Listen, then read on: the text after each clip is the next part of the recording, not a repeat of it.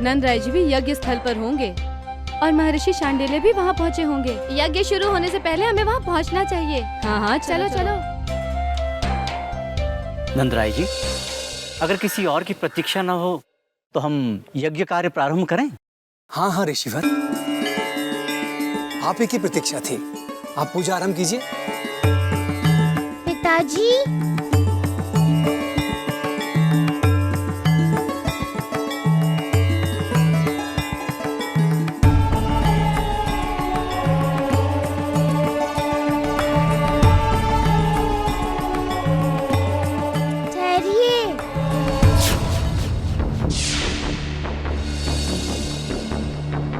कन्हैया, क्या हुआ?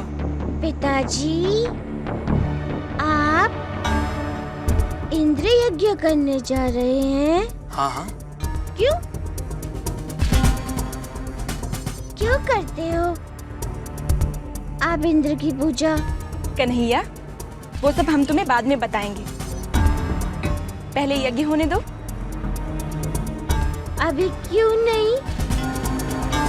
अभी बताइए। कन्हैया, यज्ञ का समय निकला जा रहा है, उसमें देर हो जाएगी ना। परंतु मैया, क्या इंद्र यज्ञ करना उचित है?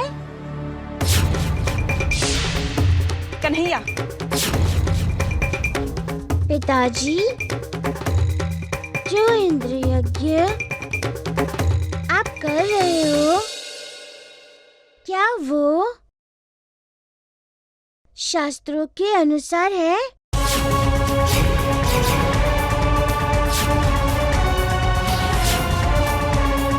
नारायण नारायण। कृष्ण आज ऐसी बातें क्यों कर रहा है? कहीं कान्हा इंद्र के यज्ञ का विरोध तो नहीं कर रहा है? कान्हा, तुम जाओ यहाँ से। पिताजी को यज्ञ करने दो। नंदरानी जी, शांत रहिए। कृष्ण का प्रश्न उचित ही तो है। परंतु गुरुदेव।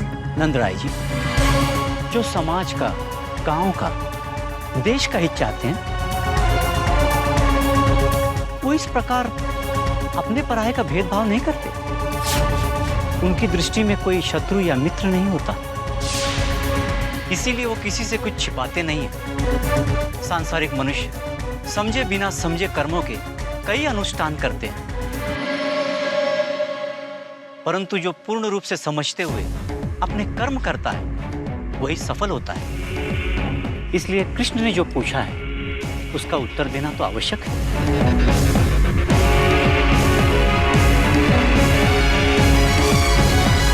कन्हैया, इंद्र भगवान वर्षा करने वाले मेघों के स्वामी हैं। मेघ भी इंद्र का ही रूप है। संपूर्ण चराचर विश्व को तृप्त करने वाला जल ये मेघ ही तो बरसाते हैं। इसीलिए उन्हें अपनी कृतज्ञता व्यक्त करने के लिए हम इंद्र यज्ञ द्वारा इंद्र की पूजा करते हैं। और जिन सामग्रियों से ये यज्ञ होता है वो भी इंद्र की कृपा से पानी की वर्षा में उत्पन्न होते हैं। नारायण नारायण। इस इंद्र यज्ञ के बाद जो कुछ भी बचता है उसी अन्न से हम सभी मनुष्य अर्थ, धर्म और काम रूपी त्रिवर्ग सिद्धि के लिए अपना जीवन निर्वाह करते हैं। खेती के लिए हम जो भी प्रयत्न करते हैं उसका फल देने वाले ये इंद्र ही तो है।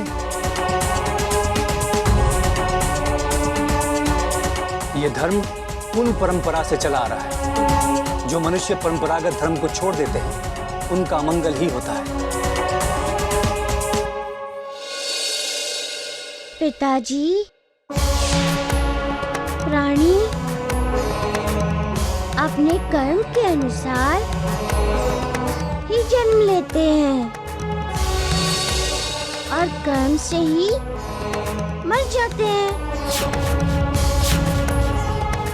कर्म के अनुसार ही उन्हें सुख, दुख, भय, मंगल, अमंगल की प्राप्ति होती है।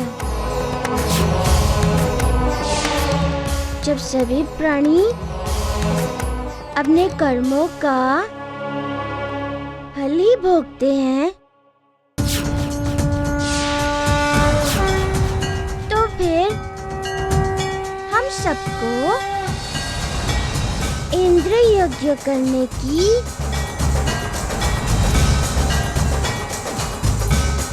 क्या आवश्यकता है? नारायण नारायण। देवराज, पिताजी, कर्म ही गुरु है और कर्म ही ईश्वर है। पिताजी, मनुष्य खेती करता है जैसे राजा रक्षा करता है, ऐसे ही हम गायों का पालन करते हैं। उसी प्रकार मेघ, बादल जल की वर्षा करते हैं। उसी से हमें अन्न मिलता है और अन्न से ही सभी जीवों की जीविका चलती है।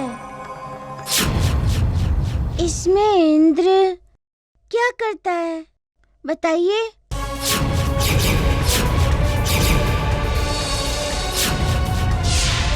नारायण नारायण। देवराज, जय श्री कृष्ण, जय श्री कृष्ण, जय श्री कृष्ण।